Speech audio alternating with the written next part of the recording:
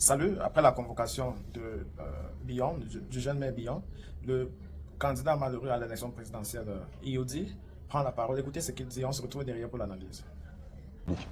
Après avoir été déclaré vainqueur de l'élection présidentielle de 2025 par le Conseil constitutionnel, vous venez de prêter serment et entamer donc un 8e mandat à la tête de notre État.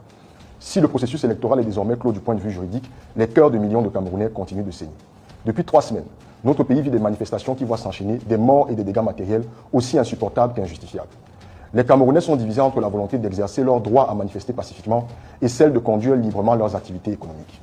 Les forces de défense et de sécurité sont divisées entre leur mission d'encadrement des populations et celle de répression en cas de désordre public. Les parents vivent entre la psychose de laisser leurs enfants se rendre à l'école et l'inquiétude du retard scolaire qu'ils accumulent en restant en sécurité à la maison. Les industries et les marchés opèrent au ralenti et laissent présager le risque d'une flambée des prix des produits de première nécessité. Monsieur le Président, vous n'ignorez rien du contexte de crise au milieu duquel vous invitez les Camerounais à continuer d'espérer en la grandeur de notre pays. 5 millions de concitoyens qui manifestent depuis des semaines ne sont pas tous des brigands, ni de simples jeunes manipulés par les politiques. Ils sont le cri d'une génération qui est née sous les grandes ambitions, qui a grandi sous les grandes réalisations et qui peine toujours à saisir les grandes opportunités d'un Cameroun que vous nous promettiez, rigoureux dans la gestion des biens publics et exemplaire dans la promotion des valeurs morales. Ces jeunes qui ont investi nos rues, ou ceux qui ont répondu favorablement au mot d'ordre des villes mortes, sont la voix de millions de Camerounais qui ne croient plus en un système électoral dont le fonctionnement présente encore en 2025 des insuffisances graves qui entravent l'expression d'un jeu démocratique équitable. Comment nous dire de ne pas crier notre douleur en redoutant ces 7 prochaines années qui nous rappellent le souvenir douloureux des 7 années que nous venons de traverser? Des quartiers entiers de nos capitales politiques et économiques qui vivent sans eau. Les coupures d'électricité qui nous empêchent de faire tourner nos petits business. La qualité désastreuse des routes qui paralyse l'écoulement des productions et arrache à la vie des centaines de nos proches chaque mois. Des milliers de diplômés sortis de nos universités chaque année qui peinent à trouver un emploi décent. Des fonctionnaires qui ont oublié que leur mission première était de nous servir et non de se servir. Des élites qui nous narguent, qui nous briment et nous intimident au quotidien. Comment ne pas lutter pour éviter de vivre 7 années de plus de ce calvaire? Le 6 novembre dernier, à la date du 43e anniversaire de ce fameux jour, qui était apparu pour beaucoup comme la naissance d'une nouvelle république, vous vous êtes exprimé devant le peuple camerounais du haut du palais portant votre nom. Vous avez reconnu la gravité de la situation autant que la profondeur des frustrations et l'ampleur des attentes. Vous avez dit tendre la main à tous et à chacun pour qu'ensemble nous jetions les bases pour un avenir meilleur. Vous avez appelé à l'union sacrée pour la paix. Monsieur le Président, comment construire une paix durable dans l'injustice? Comment construire une paix durable quand les gouvernants sont sourds aux cris de détresse de leurs administrés? Comment construire une paix durable en l'absence d'un développement économique qui crée de la prospérité? Comment mendier la paix quand les richesses de tous sont prises en otage par une petite minorité? Oui, nous voulons la paix, mais la paix dans la justice, la paix dans l'équité, la paix dans la méritocratie et la paix dans la prospérité pour tous les Camerounais. La gravité de la situation impose en effet un profond moment de réflexion à tous les acteurs politiques. Et ce moment s'impose encore plus à celles et ceux qui sont responsables de la rupture du contrat social entre les Camerounais et leurs dirigeants. Oui, Monsieur le Président, un sursaut patriotique national est impératif. Votre appel à l'union sacrée ne peut s'inscrire que dans la justice, la vérité et la recherche du consensus que nous dicte la pensée africaine multimillénaire. C'est donc conscient de ces principes de vérité, de justice et de consensus.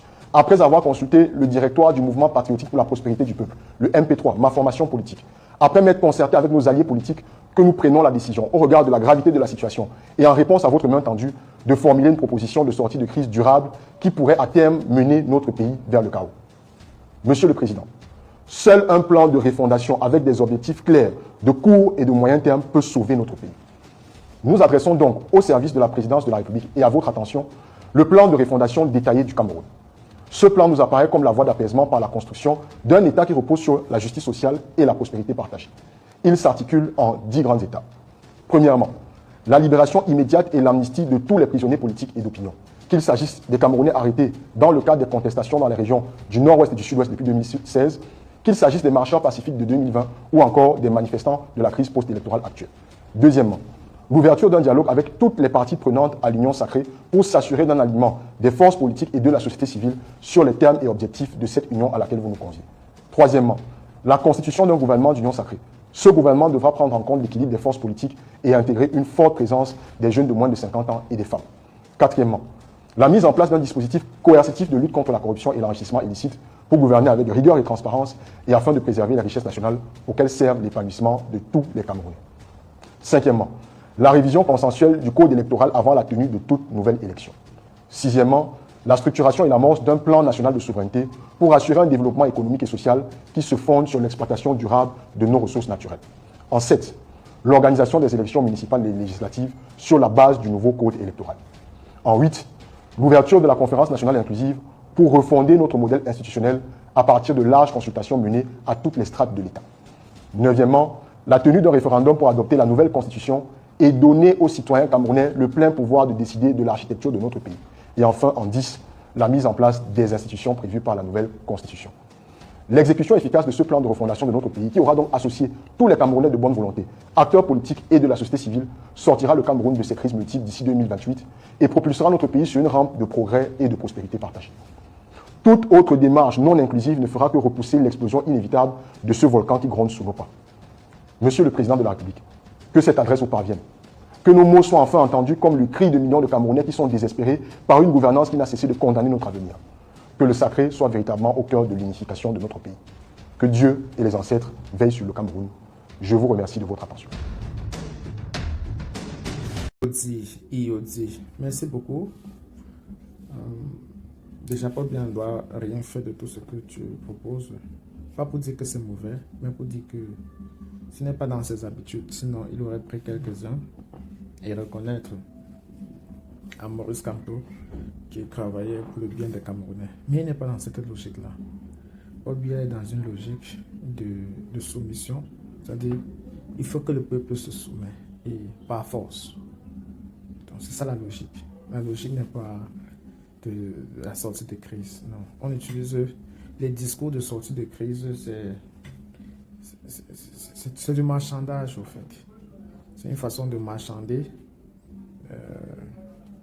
la paix, fait semblant à les organismes internationaux que voilà, on est en train de travailler pour la paix. Mais au fond, ce n'est pas ça qui leur préoccupe.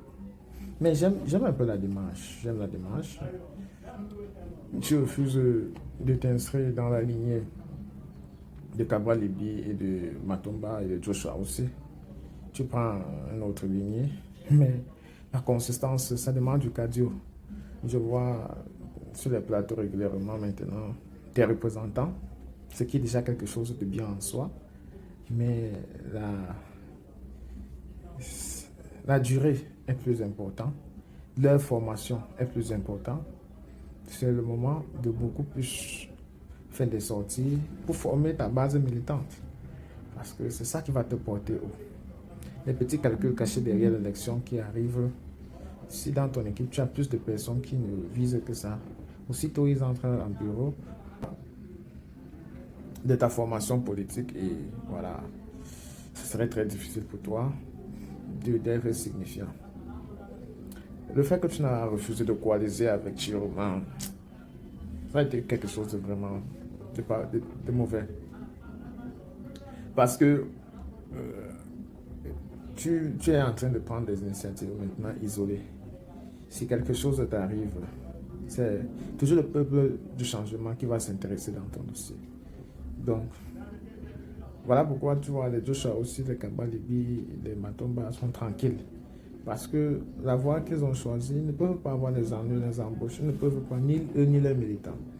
Mais toi et tes militants, vous prenez de l'audace. Et moi, je pense que c'est bon, c'est bon, c'est bon. Je ne parle pas parce que je suis très bien placé pour te conseiller, mais parce que je vois, tu es jeune, tu fais ton parcours, tu traces ton parcours petit à petit, de façon audacieuse, de façon sincère. Et je sais que c'est ça fait la politique. S'il y en a qui se disent que on connaît déjà la suite, donc du coup, ça ne sert à rien de bouger le petit doigt. Mais en faisant comme ça, ils restent sur place, le temps passe et souvent ils ne s'en rendent même pas compte. Mais toi, tu préfères parler, tu te prononces et même si tes propos sont souvent mal interprétés, mais tu parles quand même. Et pour moi, c'est déjà quelque chose de bien. Et donc, que Paul Biya réagit à ton message ou pas, tu as fait l'essentiel. Et c'est ça le plus important. Maintenant, ta base militante, il faut qu'elle voit un peu plus loin que les élections locales qui arrivent, qu'elle travaille à conscientiser le peuple camerounais, à accompagner ces moments de douleur, à prendre la souffrance des Camerounais au sérieux. Tu interviens à un moment où le professeur Maurice Kamto a choisi le silence. C'est un bon moment pour toi d'explorer la possibilité de te frayer un chemin un peu plus noble. Donc, je ne peux que t'encourager. Vas-y, le champ est ouvert et à nous la gloire.